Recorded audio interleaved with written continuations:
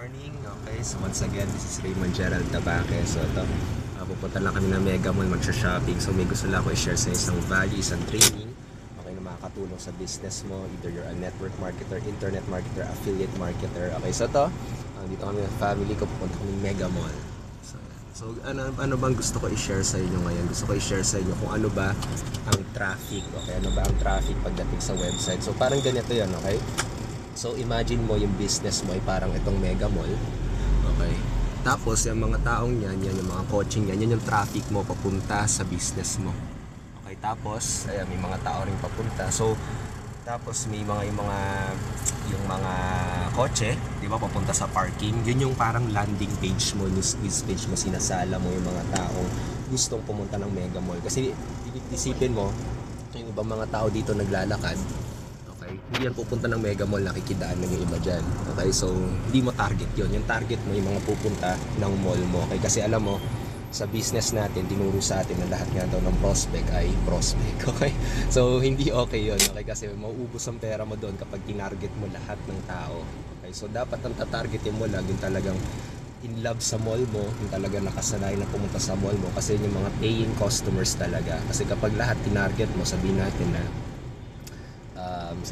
na tinarget mo yung mga may hilig sa, sabihin natin, sa Robinsons, di ba?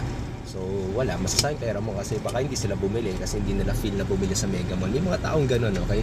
So kailangan targetin mo yung mga fans talaga ng Mega Mall, yung mga talagang nakasanayan na nasa Mega Mall bumili, kasi bibili talaga yung mga yun. Okay, so ayun, okay, so ito lang naman yung example ng traffic. Kaya kailangan yung goal mo, okay, magkaroon ka ng maraming traffic para marami ka ring sales, marami ka ring prospects. Okay, so medyo shaky siguro yung camera, pero yun.